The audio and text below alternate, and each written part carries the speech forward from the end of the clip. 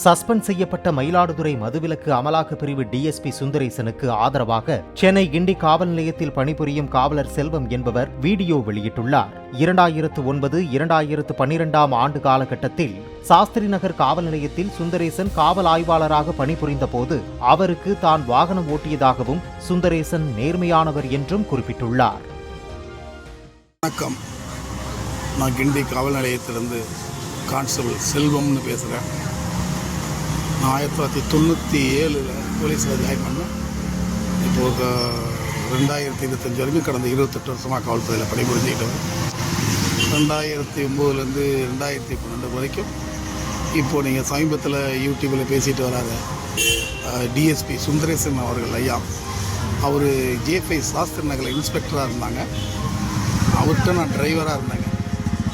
உண்மையிலேயே நான் கிட்டத்தட்ட ஒரு 12 இன்ஸ்பெக்டருக்கு நான் டிரைவராக இருந்திருக்கிறேன் சார். அதில் ஒரு வித்தியாசமானவர், நேர்மையானவர், உண்மையானவர் அப்படின்னு சொன்னால் ஆய்வாளர் சுந்தரேசன் ஐயா அவர்கள் தான்.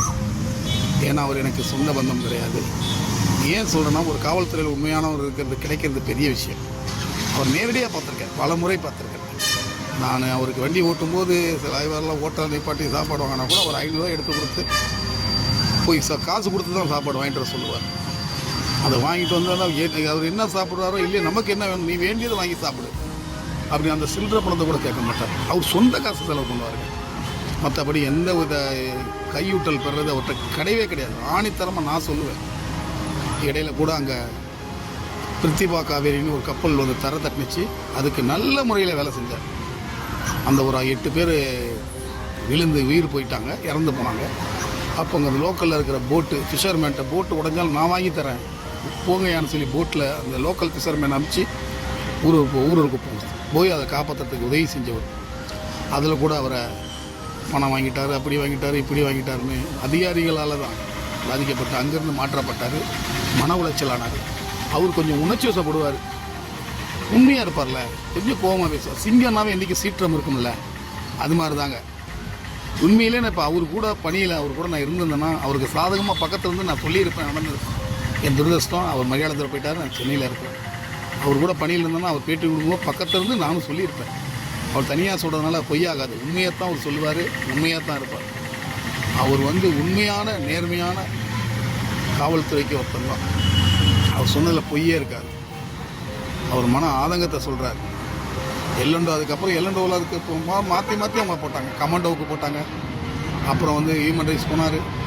அப்புறம் டிஜிபி ஆஃபீஸில் இன்னொரு இந்து சமயத்தை விசாரிக்கிற டியூட்டி ஒன்று போட்டாங்க. மணலி போட்டாங்க. அவரை தூக்கி அடித்தாங்க. ஏன்னா எந்த அதிகாரிகிட்டையும் நேர்மையாக இருக்கிறாரில்ல இவர், அதனால் யாருக்கும் இவர் வளைஞ்சு கொடுக்க மாட்டார். அதாவது அது செய்யறதுக்கு இது செய்யறதுக்கு நான் என் டியூட்டி கரெக்டாக இருப்பேன். எங்கே வாங்கினாலும் கரெக்டாக இருக்கணும், உண்மையாக இருக்கணும். இந்த ஆஃபீஸருக்கும் அது செஞ்சுக்கிறேன் இது செஞ்சுக்கிறேன்னு வாங்க மாட்டார். அதனால தான் மாற்றப்பட்டார்.